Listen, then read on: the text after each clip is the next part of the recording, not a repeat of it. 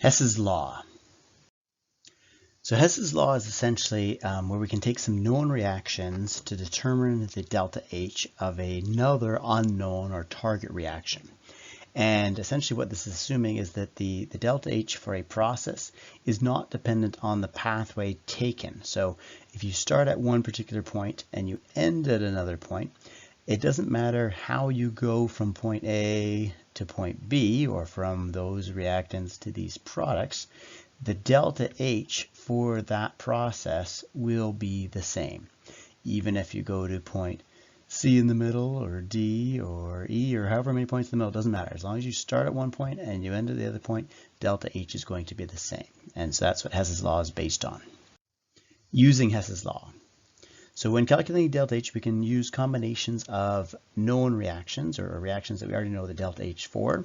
We can add them together to determine the delta H of a target reaction, or essentially a sum of these other reactions to figure out the delta H of a unknown reaction, which we're going to call a target reaction. So for example, you can start with these reactants here. So nitrogen gas and oxygen gas. And one reaction that you can do with them is that you can turn them into nitrogen gas and nitrogen monoxide.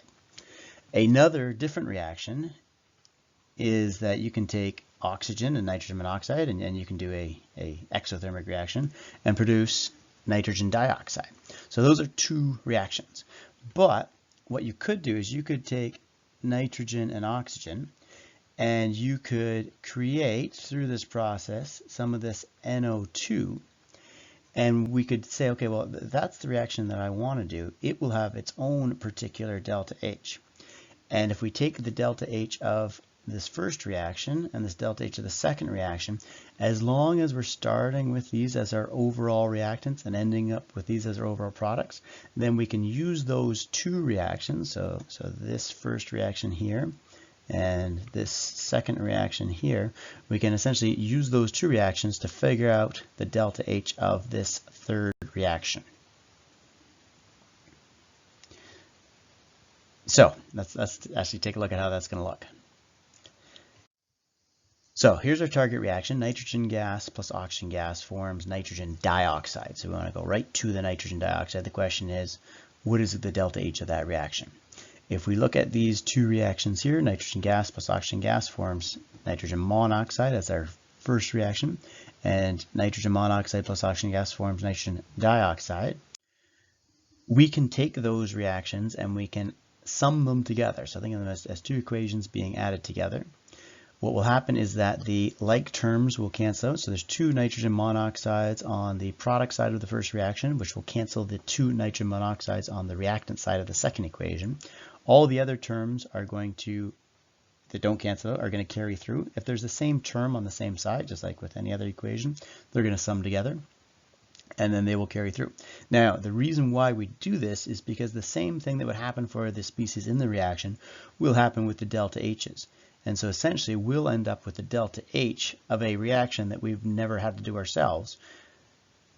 And now we can say, okay, well, if you take nitrogen gas and oxygen gas to make nitrogen dioxide without even having to do that reaction, but by knowing these two reactions, we can add them together and we will get the unknown delta H for this third reaction. So essentially we're using known reactions to get this unknown reactions delta H, and we don't even have to do the reaction. So these reactions can be modified because not always do they add up perfectly, and so we want to play around with two things of them. The first one is reversing the direction of the reaction itself. So essentially we can flip a reaction around because we know how much energy is being produced by an exothermic reaction. Then if you just do the opposite reaction, we'd know how much energy is going in. It would just be an endothermic reaction. So the equation flips and the delta H also flips as well. If it's positive, it'll go negative. If it's negative, it'll go to positive. So for example, A plus B forms AB. Let's say that you required 10 kilojoules of energy to get it to happen. Then what we could do is we could say, let's flip this reaction. I'm going to write it as multiplying by -1. And what that will do is we get the same reaction. We've just flipped it. So the reactants are now the products are now the reactant, and the delta H, its sign gets flipped as well. Instead of being an endothermic reaction, it's now an exothermic reaction. Now, why we do that is because maybe we're trying to find a target reaction that has this as a reactant. Maybe AB is a reactant, and our original reaction had it on the opposite side. So we've got to flip the reaction around and do the same thing to the delta H. Modification number 2 is essentially the same thing, but instead of multiplying it by a negative or flipping it, we're going to increase the magnitude of the reaction. So let's say, again, we had the reaction A plus B forms AB, and it's an endothermic reaction of 10 kilojoules. If we wanted maybe 2 of these ABs to be on the, no, we don't want that. If we wanted 2 of these ABs to be on the reactant side, we could just multiply the entire reaction by 2, because we know that if you have one A reacting with one B to form one AB, it would be 10 kilojoules. So if we double the reaction, we just end up with 2 A's plus 2 B's would form 2 ABs, and the energy that went in would be twice the original amount. So we're just changing the magnitude of the entire reaction itself plus the delta H. And again, why we'd want to do that is maybe we have a particular target reaction that has a certain coefficient in front of the species. And so we'd multiply it by the entire reaction by that coefficient, including the delta H, so that we would get to our target reaction. So let's try this one out. 3 carbons plus 4 hydrogen gas molecules forms this propane here, and we want to know, okay, if this reaction were to happen, what would be the delta H? And maybe for a bunch of reasons we can't actually carry out this reaction. Maybe it's difficult to do or it can't be done, but we still want to know what the energy involved would be in order to get the reaction to happen. What we could do is we could say, okay, well, I know these 3 reactions here, and they each have their own particular delta H's. So maybe I can manipulate them in a way that gives me my target reaction. So then we have to go through and see, okay, can I change these reactions, sum them together to get this overall target reaction? And if so, I'll know the delta H. So the first thing you want to look at is say, okay, well, I've got 3 carbons, and this is the form, a particular allotrope of carbon, solid carbon as graphite. So I have that species here, and it is on the reactant side, so that's good. But the problem is I need 3 of them. But that's no problem. I can just multiply that first reaction by 3, and then I would have 3 of them. But I've got to multiply everything in the reaction by 3, including the delta H. I've got to multiply that by 3 as well.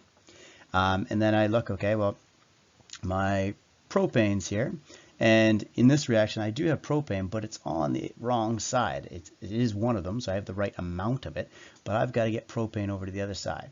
So what I could do is I could take this entire reaction, including the delta H, so the delta H and the entire reaction itself, and flip the whole thing, or think of it as multiplying that equation by -1. The products would become reactants, the reactants would become products, and the delta H itself would flip as well. So instead of being negative 2,220, it would be positive 2,220. So that would take care of the propane and the carbon. Then I have the, let's pick an orange color here. I need 4 hydrogens on the left-hand side as well in order to get my target reaction. So if I look at this last one, I do have hydrogen, but it's on the correct side, but I don't have enough of them. I'd have to take this entire reaction here, and I would have to multiply it by 4. And I'd do the same thing to the delta H. I'd have to multiply that by 4 as well. Then I would have all of the correct species in the reaction. So let's have a look at what that will look like. So this first one I'm going to multiply by 3. And so essentially I get my 3 carbons, my 3 carbons, my 3 oxygens, my 3 carbon dioxide, and my delta H for that particular reaction, because I'm doing it 3 times now, is 3 times the magnitude. It's going to produce 3 times as much energy. Let's multiply the bottom one by 4. And again, the delta H gets multiplied by 4. And the middle one, we have to flip it, or let's say multiply by -1. And so we end up with the exact same reaction, just flipped around. And again, the delta H is also going to be flipped. Now, if I look, I've got the right amount of carbon, so that matches up. I've got the right amount of hydrogens, that matches up. And I've got my propane, so that matches up. So I have everything I need. I just also have to I want to check to make sure that the other species, because they're not in my target reaction, right? So I want to make sure everything else is going to cancel out. So I can take a look and make sure that's going to happen. On the left-hand side, I've got 3 oxygens and 2 oxygens. So that's a total of 5 oxygen molecules on the left-hand side. And that'll cancel out with 5 oxygen molecules on the right-hand side. Now, they have to be the exact same thing. So an oxygen molecule wouldn't cancel out with 2 oxygen radicals. They have to be exactly the same thing. As I say, 4 waters that we have right here will cancel out with 4 waters here because they're both liquids. If one of them was a gas, it wouldn't be the same thing. There would be a difference between them, and therefore changing that would require some energy, and so we'd need another reaction to get them to cancel out. To cancel out, they have to be the exact same term. 3 carbon dioxide gases are going to cancel out the other 3 carbon dioxide gases, and so I end up with all of the species I want on the left-hand side of the arrow here. My hydrogen will carry through, my carbon will carry through, my propane will carry down as a product, and then I need to do the same thing with my delta H's. I just need to sum all of my delta H's. And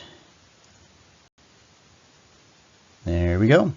So we end up with our target reaction, everything that we wanted in our target reaction, and we find out that our delta H for that particular target reaction is negative 106 kilojoules.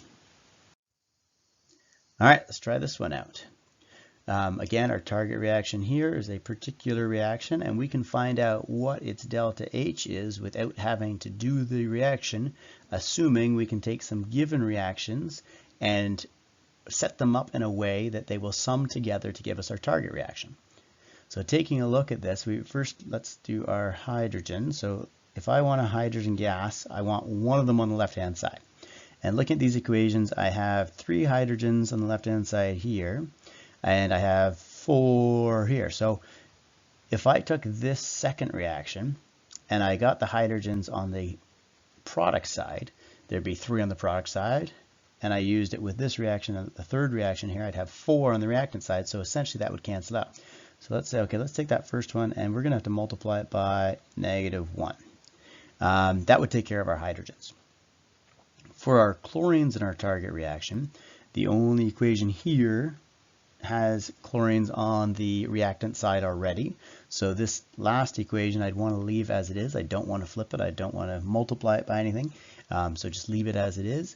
And then my HCl gas molecules, if I look at this first reaction, here they are here, but A, they're on the wrong side, and B, I don't have enough of them.